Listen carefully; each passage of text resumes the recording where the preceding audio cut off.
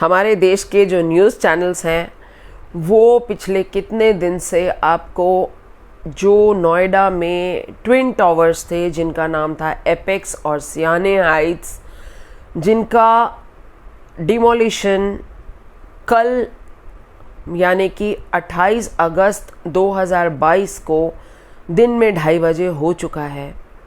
आपने बहुत news channels पे ऐसे ज़ोर ज़ोर से धमाके पूरे न्यूज़ के एक वो कहते हैं ना वो न्यूज़ स्टाइल में ही सुने होंगे, लेकिन मेरे चैनल पे यानी कि मधुज जो दिल कहे पे मैं जो आपके साथ में शेयर करने वाली हूँ वो शेयर करने वाली हूँ as a resident of Supertech Emerald Court, वो सोसाइटी जिसका एक हिस्सा ये दोनों टावर्स इतने लंबे 103 मीटर लंबे ये टावर्स जिनमें 32 फ्लोर बन चुके थे, एक में 32 फ्लोर बन चुके थे, एक में 30 फ्लोर बन चुके थे। उनकी पूरी एक जर्नी एक रेजिडेंट की तरह मेरी कहानी मेरी उस तरह से है।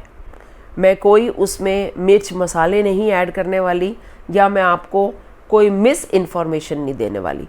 जो दूंगी वो फैक्ट्स दूंगी, हमारी भावनाएं दूंगी, हम रेजिडेंट्स की भावनाएं, और यहाँ पे ही जो लोगों के मुंह से सुना उनकी जो भावनाएं थी, उन्होंने जो कहा वो मैं अपने शब्दों में आपके सामने बयां करने वाली हूँ। हम लोग इस सोसाइटी में आज से 10 साल पहले शिफ्ट हुए थे, 10 से 10.5 साल पहले शिफ्ट हुए थे। और जब हम शिफ्ट हुए थे तो हमको एक पूरी इतनी बढ़िया सी सोसाइटी जिसमें कि हर टावर में 10-10 फ्लोर थे, वहाँ एंट्रेंस पे ही एक इतना बड़ा ताबूत, दो सामने राइट हैंड साइड पे बिल्डिंग्स जो थी वो दिखती थी तो बड़ी अजीब सी लगती थी, अंडर कंस्ट्रक्शन वाली बिल्डिंग्स।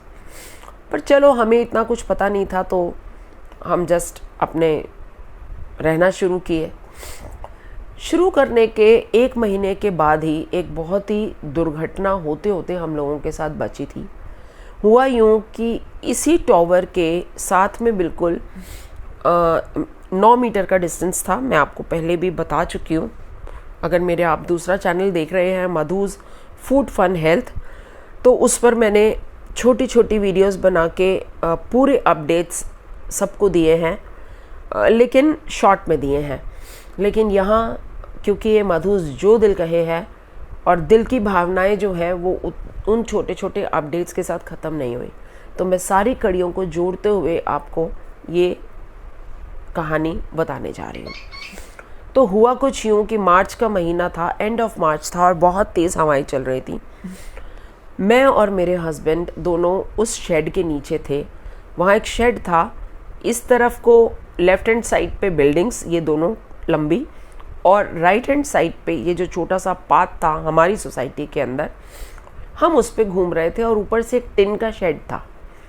मैं समझ नहीं पाती थी कि ये टिन का शेड इन्होंने क्यों लगाया हुआ है, जिसका खुलासा मुझे उस दिन हुआ यूँ कि हम दोनों उसके नीचे सैर कर रहे थे और अचानक हवाओं की वजह से कुछ टिन की छत के ऊपर कुछ आवाज़ें आने लगी जो धीरे धीरे बढ़ने लगी, जैसे कुछ ऊपर से कंक्रीट गिर रहा है, पत्थर गिर रहे हैं, इस तरह की मेरे को आवाज़ आने लगी। तो हमने देखा कि हमारे से आगे एक कपल चल रहा था, उन्होंने सडनली राइट टर्न लिया और वो शेड के नीचे से होके बाहर हो गए और वो ऊपर की तरफ इशारा करने लगे। तो जब इशारा करने लगे तो मैं तो फिर भी नहीं समझी, मेरे हस्बैंड को समझ में आ गया। उन्होंने मेरा हाथ पकड़ा और ज़ोर से लगे दौड़ने की, मधु भाग, जितनी तेज़ भाग सकती है। तो मैं समझ नहीं पाई, मैंने कहा भागना, भाई भागने की तो आदत नहीं है। तो बहुत डर गई और हम लोग फिर भी जितना तेज़ दौड़ लगा सकते थे हम दौड़े। तो जैसे ही हम उस टिन के शेड से दौड़ के आगे आए, ऊपर से एक सर्री, लोहे की सर्री, वो जो कंस्ट्रक्शन वाली बिल्डिंग्स थी उनमें ऊपर से एक लोहे की सर्री करके उस टिन की छत को भेदते हुए अंदर आके गिरी रोड के ऊपर। अभी महीना भी नहीं हुआ था हम लोगों को आए हुए। तो ये जो दुर्घटना थी ना, ये हमारे घर में ऐसे घर कर गई दिल में। पहली काम तो हमने ये की कि हमने घर में आके बच्चों को कुछ भी बताया नहीं, क्योंकि अगर हम बच्चों को बताते तो वो तो डर जाते। नया नया घर में शिफ्ट हुए थे। तो हम चुप रहे इसके बारे में, लेकिन अगले दिन न्यूज़पेपर में सारी न्यूज़ आ गई। तो ठीक है, हमने देखी, बाय चांस बच्चों की नज़र नहीं पड़ी न्यूज़ पर तो बहुत ही अच्छा, बट हाँ उसमें हमने ये भी देखा कि कुछ लोगों की गाड़ियों का नुकसान हुआ और बहुत कुछ लिखा था। तो लेकिन उस दिन मैंने इन टॉवर्स को एक नाम दिया था, मैंने इसको टाइटैनिक टॉवर्स करके नाम दिया था, और यही था कि इस शेड के नीचे हमने घूमने नहीं जाना, चाहे कुछ भी हो जाए, बस हम उससे दूर रहते थे। हमको अगर सैर करना होता था तो हम अपने टॉवर के पास करीब आधा किलोमीटर का रोड है, हम उस पर कर लेते थे, लेकिन हम उस तरफ नहीं जाते थे, डर लगता था। हाँ, पार्किंग के लिए जाना जो है मजबूरी थी कि नीचे बेसमेंट पार्किंग का रास्ता ही उस टिन के शेड से होके जाता था, तो जब गाड़ी आपको पार्किंग में लेके जानी है तो आपके पास कोई ऑप्शन नहीं थी, वही एक रास्ता था, बस जल्दी में वहाँ से गाड़ी निकाल लेते थे, इतना करते थे। फिर भी डर डर के एक मन में डर बैठ गया था। दोस्तों कहानी लंबी होने वाली है, इसलिए जब आपके पास समय होना इसको अच्छे से सुनने का तो सुनिएगा। मेरे दिल की भावनाएं हैं, आप सब लोगों को, मेरी YouTube की फैमिली जो है वो एक तरीके से मेरा परिवार है, और जैसे एक दोस्त किसी दूसरे दोस्त को अपनी दिल की हर बात बताता है, मैं आप लोगों के साथ अपने दिल की हर बात शेयर करती हूँ। तो हुआ यूँ दोस्तों कि धीरे धीरे हमें पता चला कि हमारी जो RWA थी, हाँ इससे पहले मैं ये बता दूं कि उस वक्त इस सोसाइटी की जो मैनेजमेंट थी, मतलब कि मेंटेनेंस हो गया, आपके इलेक्ट्रिसिटी का सप्लाई, ये सब कुछ जो देखना, वाटर सप्लाई, सफाइयाँ, ये सब कुछ सुपरटेक के अंडर ही था, उनके अपने पास इसकी मैनेजमेंट थी। RWA को उन्होंने तब तक सौंपी नहीं थी। उस दौरान RWA जो थी उसके हाथ में बहुत ज़्यादा पावर्स नहीं थी, बट फॉर द फैक्ट कि हाँ वो लोग अपना पक्ष रख सकते थे मेंटेनेंस के लोगों के सामने, आई मीन सुपरटेक की मैनेजमेंट के सामने। तो हुआ यूँ कि हमें कॉल्स आए RWA की तरफ से कि क्योंकि अब आप हमारे रेजिडेंट हो चुके हो, तो कोर्ट में एक केस डाला गया है इलाहाबाद हाई कोर्ट में अगेंस्ट द बिल्डर कि ये जो दोनों टॉवर्स हैं ये इल्लीगल हैं और इनको बनाने की परमिशन न दी जाए। तो हम कुछ समझ नहीं पाते थे इनिशियली कि हमारा उससे क्या लेना देना है, वो इतनी दूर है, उसका हमसे क्या लेना देना। लेकिन धीरे धीरे बातें समझ में आने लगी, जैसे हमारे साथ वो एक्सीडेंट भी हुआ तो बातें समझ में आने लगी कि हाँ क्यों RWA जो है वो ये चाह रही है कि कोर्ट में जाए। तो ठीक है, लीगल चार्जेस दिए, सब लोगों ने लीगल चार्जेस दिए। हम लोगों ने, शायद मुझे अगर याद हो तो 10 से 15 हज़ार रुपये हम लोगों ने पर फैमिली कंट्रीब्यूट किया था। जो भी शिफ्ट करता जाता था उससे 10-15 हज़ार रुपये लिए जाते थे, वन टाइम चार्ज। सालों लग गए, इलाहाबाद हाई कोर्ट में हमारी RWA ने केस को विन किया, और इस दौरान जो हमारे वेटरन्स थे, मतलब कि जिन लोगों ने, वो कुछ बूढ़े हमारे सीनियर सिटीजन्स ऑफ RWA, जिन लोग प्रेसिडेंट, सेक्रेटरी, 4-5 लोग थे उस टाइम पे, जो लोग कि 70-80 साल के बीच के सीनियर सिटीजन्स थे, उन लोगों ने हिम्मत करी और बेचारे इलाहाबाद जाते थे। जब भी कोर्ट की हेयरिंग होती थी तो फंड्स को देखते हुए कभी सेकंड क्लास में ट्रैवल करते थे, कभी अपनी पर्सनल गाड़ियों में जाते थे, जैसे भी जाते थे। बट ये है कि वो केस हम लोगों ने वहाँ पे इलाहाबाद हाई कोर्ट में विन किया, और इलाहाबाद हाई कोर्ट ने ये डिसीजन दिया कि इसको डिमोलिश किया जाए। अब भाई हमारी कानून व्यवस्था को तो आप जानते हैं, हर एक को मौका दिया जाता है अपना पक्ष रखने का। तो सुपरटेक गया सुप्रीम कोर्ट अपनी दुहाई देने की, भाई मुझे जो भी उनका पक्ष रखने के लिए। तो फिर से एक नया केस शुरू हो गया सुपरटेक के साथ में। हमारी भी लीगल टीम्स लड़ रही थी, सालों तक लड़ाई चलती रही।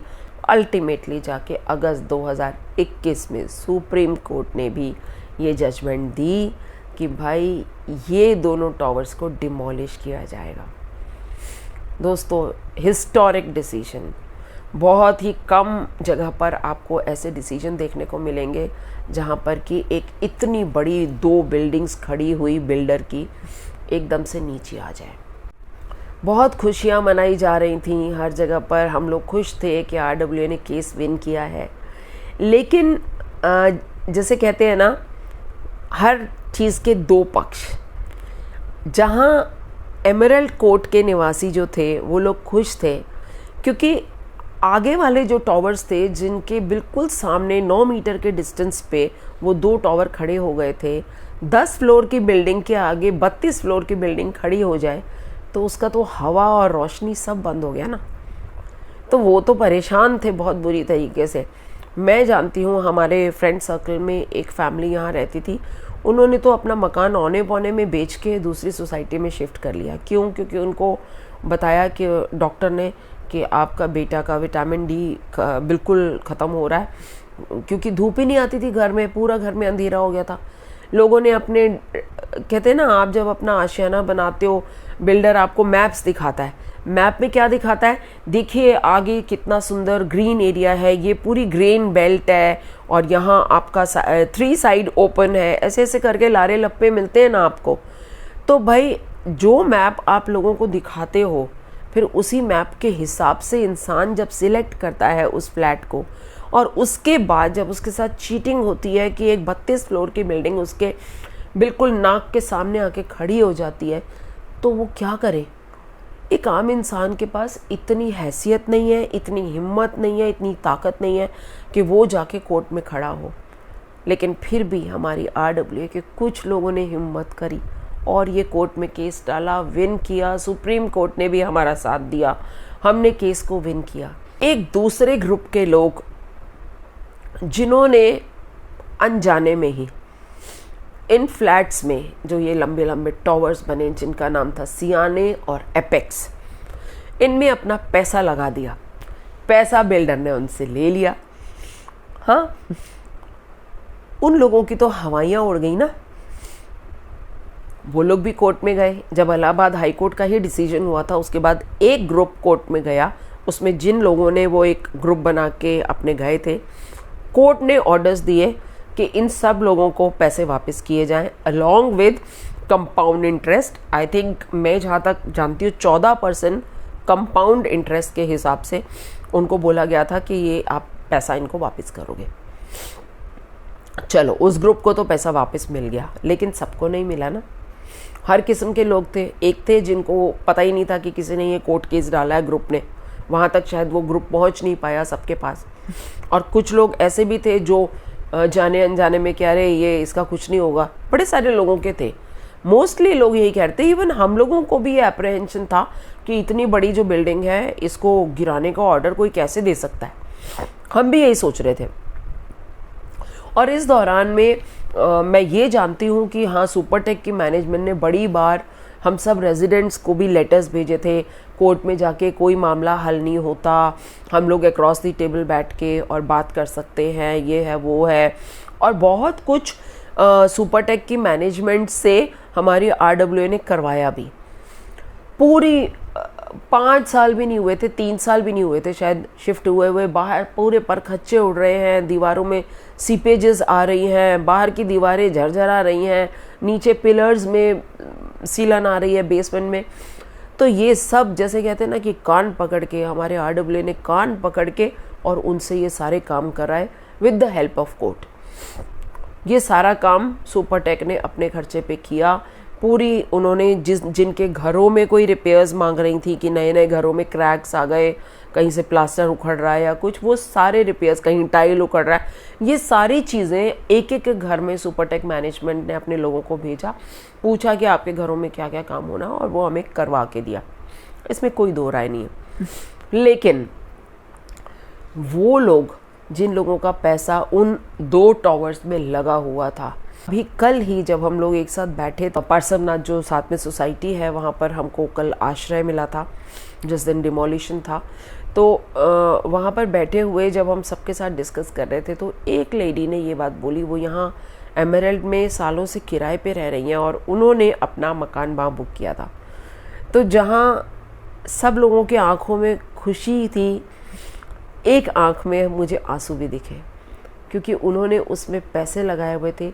ना तो उनको अभी तक पैसे वापस मिले हैं और ना ही उनका आशियाना उनको मिला, जो कि सपनों का आशियाना, वो बार बार यही कह रही थी, मेरे सपनों का आशियाना मेरे सामने ढह है और मैं उसकी धूल उड़ती हुई देख रही हूँ। तो दोस्तों, भावनाएं दोनों तरफ की हैं और हम वाकई में उनके साथ एम्पैथी रखते हैं। अगर मुझसे पर्सनली पूछे तो ये मन में बार बार ख्याल आता है कि हाँ, उन लोगों का क्या जिन लोगों को अभी पैसे भी वापस नहीं मिले। उनके तो पैसे भी गए और एक कॉमन इंसान, एक मिडिल क्लास इंसान अपनी पूरी ज़िंदगी भर की मेहनत की कमाई लगा देता है। इतना आसान नहीं है कि दोबारा 30-40 लाख या 50 लाख रुपए हाथ में लेकर दूसरा मकान बना ले। तो वो अभी भी किराए के ही मकान में रह रहे हैं। मैं एक ऐसे इंसान को जानती हूँ और एक ऐसे भी इंसान को जानती हूँ जो initially legal group Allahabad high court के डिसीजन के इमीडिएटली बाद गया था और जिनको ये ऑर्डर्स मिल गए थे कि हाँ, इनको पैसे वापस करो, तो उनको पैसे वापस मिल गए। ये उनसे मुझे कंफर्मेशन मिली थी। तो अब एक्चुअली अगर आप पूछे तो मेरे पास ये डाटा नहीं है कि कितने लोगों को अभी तक पैसा नहीं मिला है, क्योंकि मैंने जिनसे एकता से पूछा था, ये जो हमारे रेजिडेंट्स रहती हैं यहाँ पर, उन्होंने यही बात बोली थी। कहता है सुपरटेक कि मैं चेक दे दूंगा, लेकिन अभी तक तो दिया नहीं है। तो अब पता नहीं कब देगा और कब उनका जो है भरपाई होगी, ये तो आने वाला वक्त बताएगा। और मैं वाकई में ये दुआ करती हूँ कि कुछ सुमति आए और बिल्डर उनको पैसे वापस करे। ये तो हो गई हमारे भावनाएं और ये सब। अब आपको सीक्वेंशियल इवेंट सारे बताती हूँ, विद छोटे छोटे से आपको इसमें एक्सर्प्ट्स में दूंगी ताकि ये कहानी पूरी बन जाए। सुप्रीम कोर्ट के ऑर्डर हुए अगस्त 2021 में डिमोलिशन के लिए।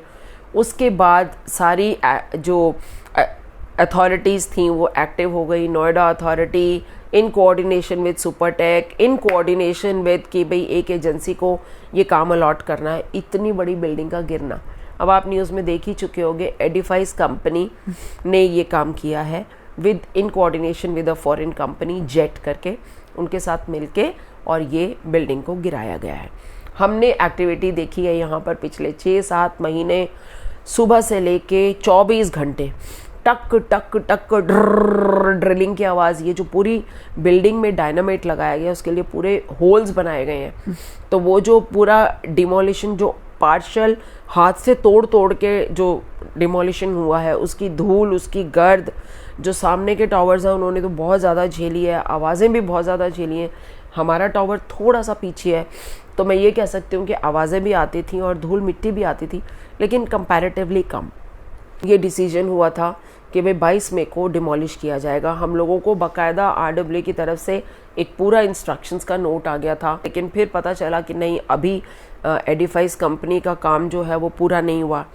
इस बीच में जो CBRI था, सेंट्रल बिल्डिंग रिसर्च इंस्टीट्यूट, उसका भी इन्वॉल्वमेंट था, क्योंकि हमको ये था कि जो टावर्स जो हमारे एमराल्ड के हैं उसके कुछ पिलर्स, उनकी मजबूती को चेक कराया जाए, पता चले कि ब्लास्ट हो और उसके साथ में हमारी बिल्डिंग्स को कोई नुकसान हो।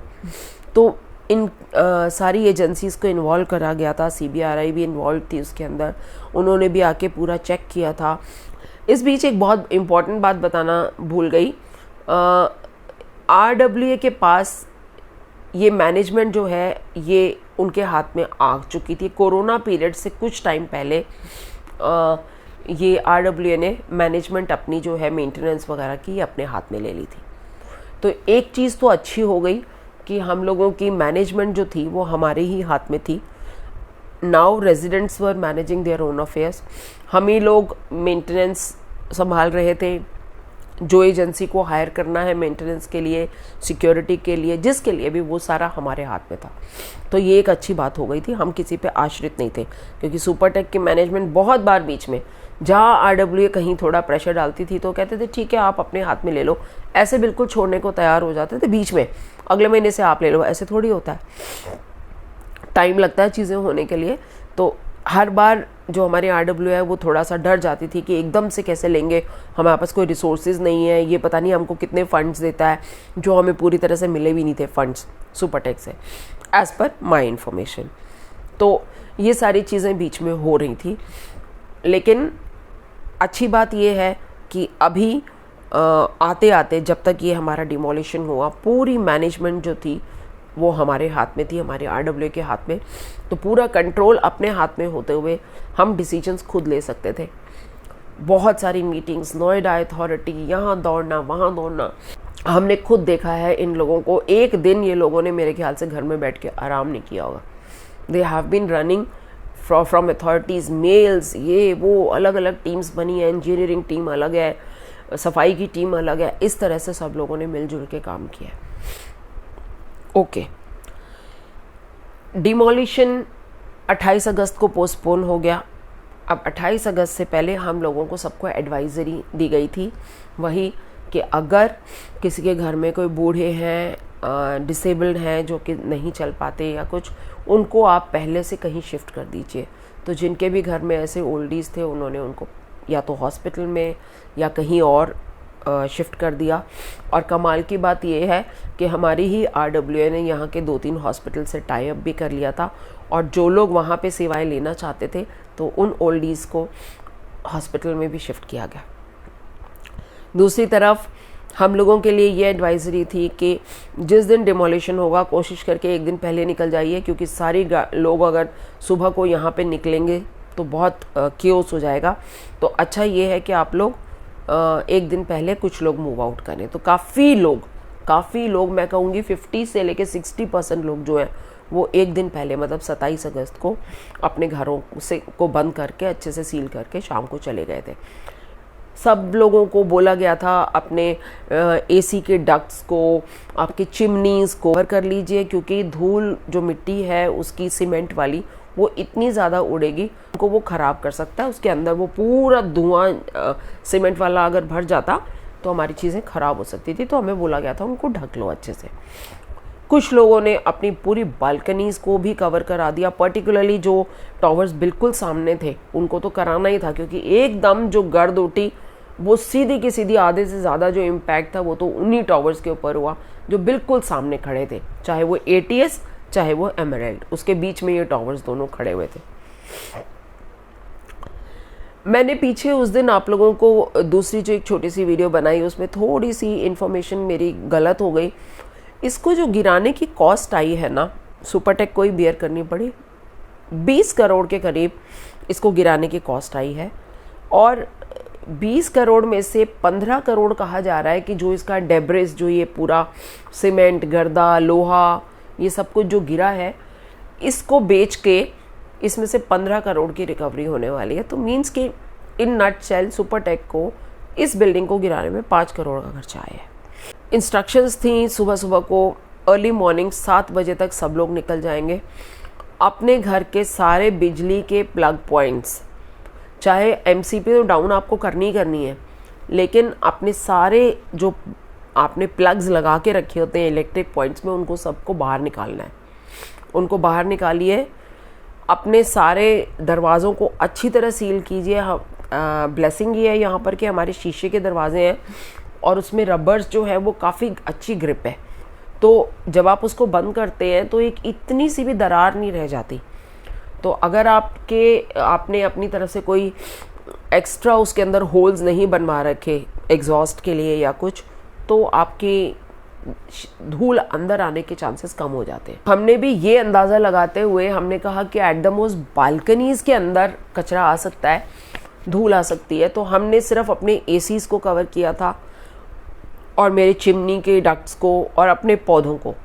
उनके ऊपर अगर धूल गिर जाती तो वो बिल्कुल बेकार हो जाते, बस इतना मैंने कवर किया था और बालकनीज़ को ओपन छोड़ दिया था। लोगों ने जिन्होंने पूरे प्लास्टिक के शीट्स लगा दिए वो भी ठीक था, वैसे भी कर सकते हैं। चलिए, सुबह को अनाउंसमेंट्स हुई, गैस के कनेक्शंस पूरे बंद किए गए, पानी को बंद किया गया, हर घर में भी उन्होंने बंद कराया। हम लोगों से बाकायदा एक सर्टिफिकेट लिया गया जो हमें अपने दरवाजे पे एज अ सील करके टेप करना था कि हम सर्टिफाई करते हैं हमारे घर में इतने लोग थे और ये लोग सब के सब घर से बाहर निकल गए हैं और अब घर में कोई भी नहीं है।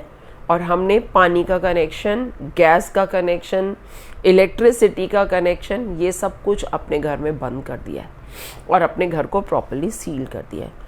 ये सर्टिफिकेट हमें दरवाजे पे भी पेश करना था और गार्ड को अपने एक कॉपी भी देनी थी, जो हमने की, सबने की। बहुत अच्छा कोऑर्डिनेशन रहा। हर एक को ड्यूटीज़ दी गई थी। सिक्योरिटी की जो हमारी टीम्स थी उनको टॉवर्स अलॉट किए गए थे कि इन टॉवर्स को आपने इंश्योर करना है कि कोई भी घर में रह ना जाए। लेकिन मज़े की बात बताऊं, इतना सब कुछ होने में भी ना कुछ हो जाता है। अचानक सुबह को 7 बजे 7:30 बजे हम लोग बस मूव आउट करने वाले थे तो पता चला कि कोई एक सज्जन जो है अपना दरवाज़ा नहीं खोल रहे एक टॉवर में, और घंटियाँ भी नहीं सुन रहे, मोबाइल का जवाब भी नहीं दे रहे। तो बाद में हमें पता चला कि जी वो घोड़े बेच के सो रहे थे और उनको टाइम का ध्यान ही नहीं रहा। ऐसे भी लोग होते हैं। तो चलो उनको जगाया गया, जागो मोहन प्यारे और निकलो, तो उनको फिर टॉवर से निकाला गया।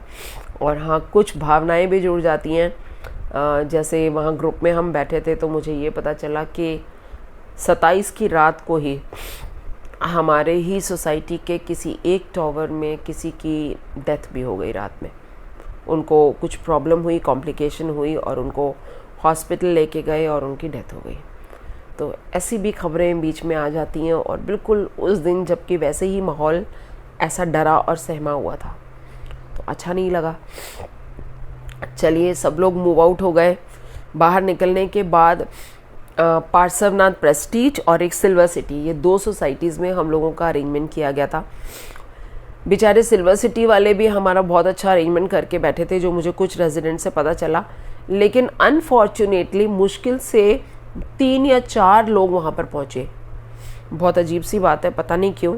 या तो इसलिए कि सब लोग नज़ारा देखना चाहते थे और सिल्वर सिटी थोड़ा सा हटके है जहाँ से शायद इसका व्यू प्रॉपर नहीं आ सकता था, इसलिए सब लोग पार्श्वनाथ प्रेस्टीज पहुँचे।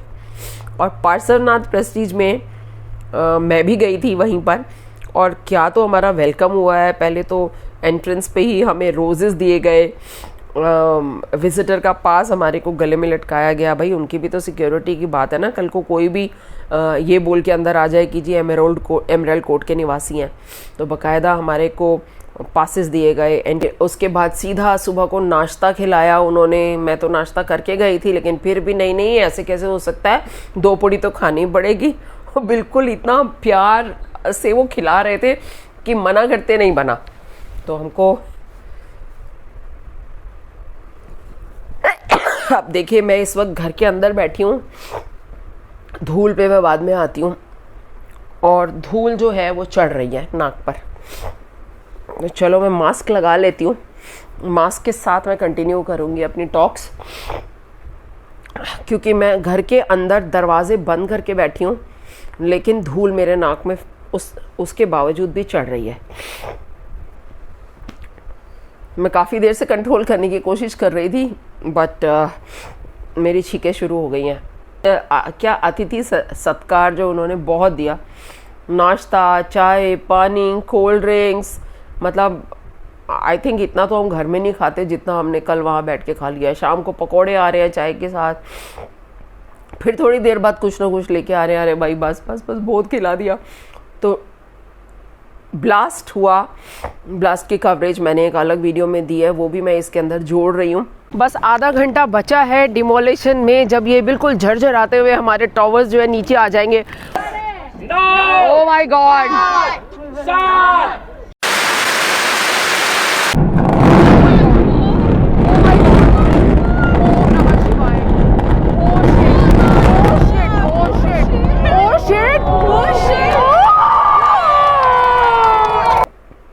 ब्लास्ट के बाद सब लोगों की धड़कनें जो थीं ब्लास्ट के टाइम पे, पता है एक ना डबल इमोशंस होते हैं। In spite of the fact कि जो भी एडिफाइस और CBRI की टीम्स आई थीं, उन लोगों का एक हमारा लाइव आर भारत एक चैनल है, न्यूज़ चैनल, उसके साथ में एक लाइव हमारा शो हुआ था जिसमें उनको बुलाया गया था और उन्होंने 100% एश्योरेंस दिया था कि कोई प्रॉब्लम नहीं है, हमारा बहुत प्लान तरीके से और बिल्कुल ठीक होने वाला है। एक इतना सा भी शक की गुंजाइश नहीं थी उनके चेहरे के ऊपर कि हम कहें कि ये लोग डाइसी हैं कि कुछ गड़बड़ हो सकती है। लेकिन फिर भी यार, हम लोग यहाँ के रेजिडेंट्स हैं, रेजिडेंट होते हुए हम लोग इस चीज़ को इग्नोर नहीं कर सकते। एक डर था कि पता नहीं क्या होगा, कैसे होगा। और यकीन मानिए हम लोग पार्श्वनाथ में एक पर्टिकुलर उनका जो टावर है उसकी टेरेस पे थे, जहाँ से बिल्कुल क्लियर व्यू आ रहा था, वो मैंने आपको इसमें दिखाया भी है। वहाँ से जब हम, हाथ में कैमरा था और जब मैं उसको शूट कर रही थी, मेरे आसपास सब लोग अपने अपने कैमरास खोल के बैठे हुए थे। एक मानेंगे आप, एक ना कंपन थी, एक ना डर था कि पता नहीं अगले क्षण में क्या होने वाला है, बस सब कुछ ठीक से हो जाए। सब लोगों ने अपने मन में जैसे भी भगवान का नाम लेना शुरू कर दिया था कि बस सब कुछ ठीक हो जाए। एक दो टावर्स इतने बड़े खड़े हुए, जिसके अंदर पिछले हफ्ते भर से 3000 से ऊपर 3500 kg, कहीं 3500 सुन रहे हैं, कहीं 3000 सुन रहे हैं, तो चलो 3000 kg बारूद, उसके पूरे होल्स के अंदर जो उन्होंने इतने टाइम होल्स बनाए, और एक पाइप की तरह, जैसे आप जानते हैं ना एक बम की लड़ी होती है ना, जो बच्चे वो लड़ी को जलाते हैं, उस तरह से एक पूरी एक पाइप लगी हुई थी, जिसको कि उन्होंने रिमोट कंट्रोल से दबाना था, जो उन्हीं लोगों ने हमको बताया था कि इट्स लाइक अ पाइप, और ये एक साथ नहीं गिरेगा, दो दो फ्लोर करके गिरेंगे। लेकिन क्योंकि वो इतनी जल्दी गिरेगा कि हमको लगेगा सब एक साथ जा रहा है, वो एक कनेक्टेड है, जैसे एक लड़ी कनेक्टेड होती है ना, आपने बस आगे से चिंगारी लगा दी, फिर पट पट पट पट पट पट पट पट पट पट करके बम इधर और उधर दोनों तरफ बजते चले जाते।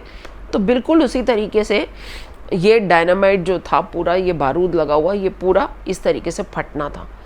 और आप सोचिए, मैंने आपको उस दिन भी बताया था कि मैं इससे ज़्यादा इन्फॉर्मेशन अभी नहीं दूंगी। पहले मैंने आप जो वीडियोस बना के पोस्ट की, उसमें मैंने बोला सिक्योरिटी रीज़न से, मीडिया सब बोल रहा है, दिखा रहा है, लेकिन मैं बीइंग अ रेजिडेंट, मुझे लगा कि मुझे ये सारी इन्फॉर्मेशंस नहीं देनी चाहिए। 3000 किलो बारूद चार्ज्ड लगा हुआ है, अगर उसमें कोई भी दुर्घटना हो गई, आप समझते हैं कितना बड़ा नुकसान हो सकता था अगर कोई भी दुर्घटना हो जाती। हम सबको, रेजिडेंट्स को ये इंस्ट्रक्शंस दी गई थी, no smoking in public places, आपको जो ओपन एरियाज हैं वहाँ कोई भी स्मोक नहीं करेगा।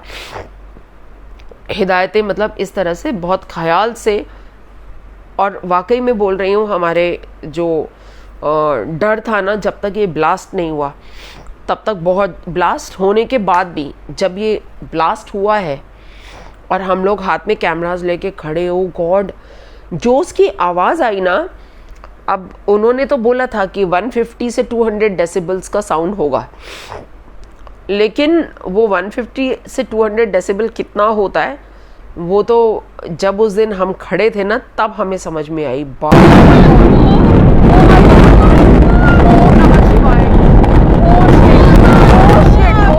बाप रे, जब वो फटा है ना, तो उसके फटने की आवाज़ इतनी तेज़ थी कि हम लोग वहाँ पे खड़े हुए कांप गए। और बाप रे, बस वही एक था कि ये जो गिर रहा है, बस ये ऐसे गिरे कि ना इधर गिरे ना उधर गिरे, क्योंकि दोनों तरफ बिल्डिंग्स। तो यकीन मानिए उस टाइम पे वो सबसे ज़्यादा जो डर का मोमेंट था ना, वो था। हम लोगों के घर हैं, हम लोगों के परिवार हैं, बहुत प्यार से लोग अपना घर बनाते हैं, तो सोचिए क्या फीलिंग हो सकती है। बस वही एज अ रेजिडेंट में हम सबकी फीलिंग थी। कुछ लोग ज़ोर ज़ोर से चिल्लाने लगे, खुशी के मारे, कोई डर के मारे चीख रहा था, एक मिक्स सी फीलिंग थी। तो चलो, दिन तो वहाँ पे ख़त्म हुआ, डिमोलिशन ठीक से हो गया। हम लोग वहाँ बैठे रहे, बार बार पूछते रहे, हमारे को इंस्ट्रक्शंस मिल रही थी, अभी रुको। इमीडिएटली जैसे ही ये हुआ, एक वो जो गुब्बार उठा, वो हम सब ने फील किया। जैसे समझिए आप अपने घर में अगर आप कोई कंस्ट्रक्शन का काम कराते हो रहते हुए, तो आप देखते हो आपके ऊपर कई बार सीमेंट और गर्द, मिट्टी ऐसे चिपक जाती है, आपकी स्किन को ड्राई भी कर देती है, और आपको लगता है कचड़ कचड़, मुंह में कचड़ कचड़ आ रही है आपके, है ना। अगर कुछ लिप्स पे उसके पार्ट्स, बिल्कुल उसी तरीके से फीलिंग थी। जब हम लोग वहाँ से छत पे शूट कर रहे थे, और जब तक हम अंदर आए, वो जो पूरा धूल का जो बादल था वो पूरा वहाँ तक पहुँच चुका था, और ऊपर से पूरी ऐसे रेत की तरह ना, रेत की बारिश होनी शुरू हो गई थी। मेरे कैमरा ने वो कैप्चर भी किया है, आपको अभी दिखा रही हूँ इसी के साथ साथ ही। तो हम लोग जब अंदर आए हैं और जब नीचे भी उनका भी मतलब 2 सोसाइटी छोड़ के है वो, वहाँ पर भी पूरा उनका जो स्विमिंग पूल वगैरह उन्होंने ढक दिया था, क्योंकि अंदाज़ा था उनको कि हो सकता है हवा इस तरफ की हो तो ज़्यादा इम्पैक्ट भी हो सकता है। तो वो पूरा धूल से भर गया था। क्लब हाउस की सीढ़ियाँ धूल से भर गई थी। जैसे आंधी चलती है ना, बहुत ज़ोर की आंधी आती है तो उसके बाद कैसे हर जगह धूल की लेयर्स हो जाती है, उस तरीके से था। तो हमें यही लग रहा था कि जब वहाँ पे इतना इम्पैक्ट है तो हमारी सोसाइटी में तो बहुत ही बुरा हाल होगा। अल्टीमेटली सारी टीम्स जो थी अंदर आई, उन्होंने इंस्पेक्शन की, एडिफाइस टीम ने, CBRI की टीम ने, उन लोगों ने जब अंदर देखा हाँ सब कुछ सुरक्षित है, और उसके बाद पूरी फायर ब्रिगेड की गाड़ियाँ आई, उन्होंने शॉवर किया, पानी पूरा शॉवर किया, क्योंकि इतनी धूल को सेटल करना और इतना डेब्री जो पूरा गिरा, मैं दिखा रही हूँ स्क्रीन पे, इतना जो डेब्री गिरा, उसको सीमेंट है ना, उसको संभालना, फिर हवा आएगी तो वो तो उड़ेगा, तो उसको पानी से पूरा छिड़काव करके सेटल किया। पूरे रोड्स, पूरा सब कुछ सीमेंट सीमेंट सीमेंट सीमेंट। तो कितनी गाड़ियाँ, कितने लोग लगे होंगे आप अंदाज़ा लगा सकते हैं। उस वक्त तो मैं यहाँ पे हमें अलाउड ही नहीं था, तो मैं आपको कुछ भी उस पीरियड का दिखा नहीं पाऊँगी, पर आप अंदाज़ा लगा सकते हैं कि कितनी बड़ी एक्सरसाइज होगी। बट कमाल की बात, जब हमें 9 बजे सिग्नल मिला, 8:30 से 9 के बीच में उन्होंने बोला कि अब धीरे धीरे करके आप आना शुरू कीजिए, सारे एक साथ मत आना, नहीं तो फिर गेट पे क्योस हो जाएगा। तो 2-2 4-4 फैमिलीज करके हम लोगों ने शिफ्ट करना शुरू किया। तो जब हम एंटर किए हैं सोसाइटी में, तो रोड्स बिल्कुल पानी में नहाए हुए, धुले पुले से, बिल्कुल धुले पुले, हमारे पौधों का बिल्कुल धुले पुले, हमारे जो ग्रीन एरियाज बिल्कुल पानी दिया हुआ, उनको अच्छे से साफ किया हुआ। मतलब लग ही नहीं रहा था कि कोई यहाँ पर कुछ हुआ है, कि हमें धूल मिट्टी, हमें कहीं धूल मिट्टी नहीं मिली। पूरी जगह बिल्कुल साफ़ हो चुकी थी, जिसमें नोएडा अथॉरिटी ने भी कंट्रीब्यूट किया और हमारी मेंटेनेंस टीम्स ने भी कंट्रीब्यूट किया। अंदर अपनी गाड़ी लगा के जब ऊपर मैं अपने टॉवर में आई, तो मुझे लगा भी चलो अब इन्होंने बाहर की तो कंपाउंड्स तक की तो सफाई कर दी, घर के अंदर तो गर्द आई होगी बहुत ज़्यादा।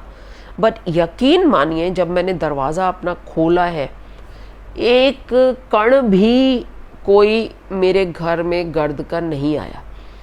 ये मैं वहाँ बता रही हूँ, मेरा टॉवर वहाँ से 500 मीटर की दूरी पे है पिछले साइड। लेकिन हाँ, मैं ये मानती हूँ कि जो बिल्कुल सामने वाले टॉवर्स हैं उनमें इम्पैक्ट आया होगा। लेकिन आज जैसे ग्रुप में सब लोग सुबह को शेयर कर रहे थे, तो किसी ने भी ये नहीं बोला कि मेरा घर पूरा धूल से भर गया। सब लोग यही कह रहे हैं कि हाँ, बालकनीज पूरी धूल से भर गई। मेरी भी बालकनी धूल से भर गई, ये मैं आपको दिखा रही हूँ, आप देख लीजिए, पूरा धूल से भरा था। इसलिए रात को मैंने कुछ नहीं किया, बस बाहर जाके एसी के ऊपर से प्लास्टिक का शीट हटाया और पूरे दरवाजे कर दिए सील, और उसके बाद एसी चला के और हम लोग रात को सो गए। बस ये किया है हमने। कहा बाकी जो भी है सुबह को करेंगे। रात के 9 बजे अंधेरे में और इतनी धूल को हटाना पॉसिबल नहीं था। सुबह को मेरे हेल्पिंग हैंड्स आए और उन्होंने उसको साफ़ कर दिया। हाँ, टाइम लगा, आज पूरा 1 घंटा सिर्फ बालकनीज, 3 बालकनीज साफ़ करने में लग गया। बट हाँ, रिजल्ट्स आर परफेक्ट। लेकिन अब जो सबसे बड़ा मुद्दा बन गया ना, वो बन गया है ये जो इतना सारा डेब्री नीचे गिरा है, ठीक है, इसको कितना बताया था तो उन्होंने 75,000 टन्स इतना डेब्री है उसमें। मतलब कि पूरा जो रेत और मिट्टी और उसके अंदर जो लोहा है, इतना सारा जो डेब्री है वो उठाना इज़ अ टास्क। जहाँ तक मेरे पास इंफॉर्मेशन है कि इसको वो लोग कह रहे हैं कि 3 महीने के अंदर पूरा का पूरा क्लियर कर देंगे। तो आने वाले 3 महीने अभी भी हम लोगों के लिए ये मास्क के साथ में रहेंगे। पर्टिकुलरली उनको, जैसे मेरे जैसे लोग जिनको कि एलर्जीज़ हैं या जिनको अस्थमा है, मुझे एलर्जीज़ रहती हैं, severe sinus and hair allergy, dust and hair allergy. तो चलो कोई नहीं, हम बर्दाश्त करेंगे, क्योंकि कुछ पाने के लिए कुछ कष्ट भी सहना पड़ता है। तो अभी लेकिन मैं ये ज़रूर देख सकती हूँ कि आज सुबह को उठने के साथ ही सुबह 10 बजे से लेके नोएडा अथॉरिटी की गाड़ियाँ कंटिन्यूस पानी सुबह 9 बजे से लेके अभी 10 बजे से लेके अभी शाम के 3:45 हो रहे हैं जब मैं इस वक्त ये रिकॉर्डिंग कर रही हूँ। अभी भी मैं नीचे देख सकती हूँ इनकी गाड़ियाँ आई हुई हैं, पानी की वैन्स, कंटिन्यूसली ये लोग पानी का छिड़काव कर रहे हैं। और वो क्यों कर रहे हैं? क्योंकि वो जो डेब्री वहाँ पड़ा है, हवा चलती है उसके साथ में धूल उड़ती है, हर घर की सफाई हो रही है, तो आप अगर एक शीट भी अपना उठा रहे हो तो उसके साथ फिर से धूल उड़ती है, तो वो उड़ के जाएगी कहाँ? आसे पासे ही तो जाएगी ना। अब अगर मेरे ऊपर वाले फ्लैट वाले साफ़ करेंगे तो वो कितनी भी कोशिश कर लें कि बाहर ना आए, लेकिन वो बाहर गिरेगा ही गिरेगा। तो वो सारा कहाँ जा रहा है? एटमॉस्फेयर में जा रहा है। तो वो छोटे छोटे पार्टिकल्स जो हैं डस्ट के, वो हमको परेशान करने वाले। जिस वक्त वो डिमोलिशन हुआ उस वक्त उसके साथ में बारूद की बहुत स्ट्रॉन्ग स्मेल आई थी। It was hardly for few minutes और उसके बाद वो सेटल हो गई थी। तो हाँ, ऑफ कोर्स मैंने उस वक्त 2 मास्क लगा लिए थे, एक ये और एक और ऊपर से लगा लिया था। तो यस, इट वाज ओके। और बस यही है अब आगे की कहानी। तो अब यही है कि बस ये डेब्री हट जाए और उसके बाद ये इतना सारा पोर्शन जब हमारा, आप देखते हैं कि RWA ने क्या डिसीजन लिया है कि ये जो खाली पूरा हमारा हो जाएगा, इसमें हमारा ग्रीन बेल्ट बनेगा या वहाँ पर बच्चों के लिए कोई स्पोर्ट्स की एक्टिविटीज़ के लिए कुछ वो लोग बनाएंगे, व्हाटएवर, वो अब RWA का डिसीजन है। ऑफ कोर्स सुपरटेक को ही ये पूरी बाउंड्री वॉल भी बना के देनी है हमको, वही उसकी कॉस्ट बेयर करेंगे। और जो रोड बनेगा, जिस रोड को तोड़ के और इस डिमोलिशन का काम चल रहा था, क्योंकि आगे के जो 3 टावर्स थे उनका रास्ता बंद कर दिया गया था। इतने महीनों से वो बेसमेंट से अपने घर में एंट्री ले रहे थे, उनका जो एक मेन रोड से, समझिए पोर्ट से अंदर आप एंट्री लेते हो, वो आपकी बंद हो चुकी थी। तो पिछले कितने महीनों से वो बेचारे बेसमेंट से अपने घरों में जा रहे। तो ठीक है, रिजल्ट्स आ गए, सबके घर सुरक्षित हैं। एक आध घर में कांच टूटने की, एक आध कांच कोई टूटा है, वो समझ में आया कि भाई, और वो उन्होंने बताया भी था कि एट द मोस्ट किसी का कांच टूट सकता है, इससे ज़्यादा कुछ नहीं होगा। और वही हुआ है। वी होप अब आगे और भी इंस्पेक्शंस चलती रहेंगी, मीटिंग्स चलती रहेंगी, नोएडा अथॉरिटी के लोग आते रहेंगे। सारी बातें हो गई, फैक्ट्स दे दिए, फिगर्स दे दिए, सब कुछ बता दिया। लेकिन एक जो सबसे बड़ी बात है ना, जो मेरे मन में आती है, वो ये आती है कि इंसान को इतना लालच क्यों है? मैं जो दिल कहे पे आप सब लोगों से ये बात करती भी रहती हूँ। इंसान को अपनी ज़िंदगी को स्मूथली चलाने के लिए कितने पैसे की ज़रूरत है यार? मैंने देखा है, रहने वाले 2 जने, बंगला होगा इतना बड़ा, जैसे जैसे बूढ़े होते जाएंगे वो उस बंगले के एक कमरे से दूसरे कमरे तक नहीं जा सकते, लेकिन लेने बड़े बड़े घर हैं। यार क्यों यार, हम लोग इतना लालच क्यों करते हैं? लेकिन क्या इस सब में गलती सिर्फ सुपरटेक के मिस्टर RK अरोरा या जो भी उनकी टीम है उसकी है? हमारे महकमे जब ये बिल्डिंग बननी शुरू हुई थी, 9 मीटर के डिस्टेंस पे, मैं 9 मीटर में बार बार अपना मेरा हाथ ना यूं हो जाता है, क्योंकि बचपन से लेके ना ये मम्मी बोलती थी ये 1 मीटर होता है। तो मैं सोचती हूँ यार 9 मीटर मतलब 9 बाजू मेरी, 9 बाजू के डिस्टेंस पे एक बिल्डिंग खड़ी हो रही है।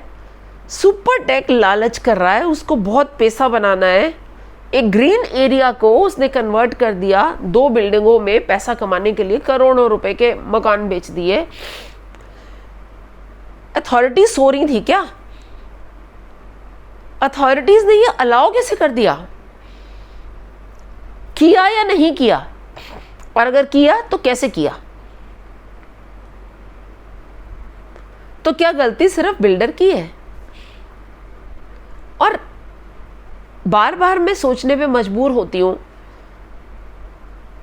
कि आज की डेट में मिस्टर RK अरोरा या उनकी जो भी टीम है डायरेक्टर्स की, मैं बार बार ये सोचती हूँ कि थोड़ा सा भी एहसास होगा उनको कि हमने क्या किया है, या वो लोग जो कि अथॉरिटी की उन प्राइम सीट्स पे बैठे थे, जिन लोगों ने किस इंटरेस्ट से इस चीज़ को बढ़ावा दिया। ये सिर्फ एक नहीं है, बहुत सी जगहों पे है। नोएडा में तो भरे पड़े हैं। आज की डेट में नोएडा और ग्रेटर नोएडा में इतने मकान बने हुए हैं और इतने मकान रजिस्ट्री के लिए पेंडिंग पड़े हैं। उसकी कहानी कभी मैं आपको अलग से बताऊंगी। लेकिन क्या हासिल हुआ? Are they happy? क्या वो खुश हैं ये सब करके? ये सवाल मेरे मन में बार बार आता है। कोई टाइम था जब मैं मिस्टर आर के अरोरा से एक बार मीटिंग करना चाहती थी कि मैं उनसे पूछूं कि आपको पता भी है कि ये क्या हो रहा है। क्योंकि कई बार मेरे मन में आता था कि ये जो उनके नीचे बैठे हुए लोग हैं, कई बार क्या होता है, हम लोगों को जो ऑन द फेस नज़र आता है ना, सब लोगों ने एक बंदे को कल्प्रिट बना दिया। सुपर टेक का जो आर के अरोरा है वो चीटर है। लेकिन कई बार जो उसकी टीम होती है ना, हमें नहीं पता अंदर से उनको कौन खोखला कर रहा है। कई बार जो ये होते हैं ना, जो एक मालिक है, कंपनी चला दी और अपने एम्प्लॉयज़ को दे दी। एम्प्लॉयज़ क्या कर रहे हैं उससे उसको कोई मतलब नहीं है, रिजल्ट में उसको सिर्फ पैसा चाहिए। अगर वो उनको पैसा बना के दे रहा है तो भैया सब कुछ ठीक चल रहा है, वो अपनी आंखें मूंद कर लेता है कबूतर की तरह। लेकिन वो पैसा जो आ रहा है वो किस तरह से बना के दे रहे हैं, उसमें क्या क्या कर रहे हैं, क्या ये चीज़ उनको पता थी या नहीं पता थी, या दूसरों के करने की मार जो है इनको पड़ गई सिर्फ इसलिए कि ये कबूतर की तरह आंखें बंद करके बैठे थे। ये दिमाग में ख्याल आते हैं। मुझे नहीं पता मैं कहाँ तक सही हूँ, हो सकता है ये सिर्फ मेरे इमोशंस हों। लेकिन एक बार मन करता था, एक टाइम पर जब कोई और इशू था मिस्टर आर के अरोरा के साथ में, तब मैं मिलना चाहती थी उनसे एक बार, कि मैं मिलूं और उनसे पूछूं कि क्यों इतने लोगों की बद्दुआ ले रहे हो। मत लो, इससे कुछ हासिल नहीं होगा, थोड़ा कम कमा लो। हमारा सिस्टम बहुत ख़राब है। बहुत जगह पर आपको बहुत कुछ गलत करने को उकसाया जाता है, लेकिन उकसाने पे आप अगर करते हो तो आप भी तो भागीदार बन गए ना। अब इस वक्त क्या हुआ, जिन लोगों ने अपने अपने लपेटने थे उन्होंने तो लपेट लिया। अब जैसे हम कल ही न्यूज़ में देख रहे थे, रिटायर भी हो गए जी बड़े सारे ऑफिशियल, अब उन पे इंक्वायरी बैठेगी और जी जेल में जाएंगे। अरे जेल में जाएंगे इज़ अ डिफरेंट थिंग, लेकिन जो वो कांड करके चले गए उसका जो हर्जाना भुगत रहा है वो तो आपने सब एक जने पे डाल दिया ना। उनके भी तो ज़रा सारी ज़मीन जायदादें और जो उन्होंने अपनी भर ली पॉकेट्स, उसका कहीं हिसाब नहीं है ना। इन्होंने दिया, उन्होंने लिया, उसका कोई कागज पे तो कोई कार्यवाही नहीं है। मैं जानती हूँ एक बिल्डर से फ्लैट लेने में जब आप रजिस्ट्री के लिए पैसे जमा कराना चाहते हो, मेरे से बिल्डर ने रजिस्ट्री के लिए पैसे मांगे। क्या करते हैं जी, ये तो रजिस्ट्री के पैसे, इसके अलावा प्लस इतने, एक बजट आता है डिपेंडिंग अपॉन आपकी रजिस्ट्री का अमाउंट कितना है। हाँ, 25,000, 30,000 जी, 40,000, इतना पैसा अलग से लगेगा। भाई क्यों लगेगा, मैंने क्वेश्चन किया। कहते मैडम आप तो जानते ही हो। व्हाट इज़ इट यार, मैं तो सिर्फ एक चीज़ जानती हूँ, मेरा जो दिल है ना वो ये कहता है कि आप अगर किसी का एक भी पैसा हराम का खाओगे ना, हलाल का खाओ, मेहनत करो और हलाल का ना लाखों करोड़ों, 100 करोड़ 200 करोड़ जितने मर्जी बनाओ, ठीक है। लेकिन अगर हराम का एक भी पैसा बनाओगे ना तो वो एक पैसा 10 गुना होके ज़रूर निकलेगा। ये चीज़ें ना सिर्फ बोलने वाली होती हैं, मतलब हम लोग बोलते हैं, हमारे बड़े लोग भी बोलते थे, लेकिन ये मैं सच्ची बोल रही हूँ, ये निकलता है। अपनी आंखों से देखा है मैंने, नज़रें घुमा के ऐसी चीज़ें होते हुए, ये एक नहीं पता नहीं कितने किस्से देखे हैं। तो ऐसा मत करो। मैं आपसे अलग से स्टोरी एक शेयर करूँगी। Stay tune to my YouTube channel मधुस जो दिल कहे, क्योंकि मधुस जो दिल कहे पे मैं वही बोलती हूँ जो मेरा दिल कहता है। मैं आपको स्टोरीज बताऊंगी। ये बहुत लंबा एपिसोड है और ऐसे लंबे एपिसोड ही बनाऊंगी। आपके पास टाइम हो तो देखो, वरना मत देखो, कोई टेंशन नहीं है। मैं अपनी ही अटकलें लगा सकती हूँ, लेकिन समझते हम सब हैं कि इसमें किसी एक का दोष नहीं है। Hand in hand, hand in hand, hand in hand, ये जो पूरा एक सर्कल बनता है ना, फिर जब कुछ हो जाए तो एक के ऊपर डालो और बाकी सारे पतली गली से निकल जाओ। यही हो रहा है ना, ऐसा नहीं होना चाहिए। चलो, जस्टिस तो मिली। 10 साल हमारे रेजिडेंट्स ने उन टाइटैनिक टावर्स को झेला है अपने आंखों के सामने। उनको मैं टाइटैनिक टावर्स ही कहती थी। ये कहानी यहीं ख़त्म होती है, इससे ज़्यादा इसमें मैं शेयर नहीं करूँगी। जो दिल कहे पे मैं इसीलिए असेंबल्ड आपको दे रही हूँ, वहाँ मैंने टुकड़ों में दी थी मधुज फूड फन हेल्थ पे। तो फिर मिलूँगी कुछ नया टॉपिक लेकर। मेरे पास बहुत सारे दिल की बातें हैं जो आप लोगों से मैंने शेयर करनी है। बाय। अच्छा लगा हो तो मेरे को कमेंट बॉक्स में ज़रूर बताइएगा, मैं ऐसे टॉपिक्स आपके साथ शेयर करती रहूँगी।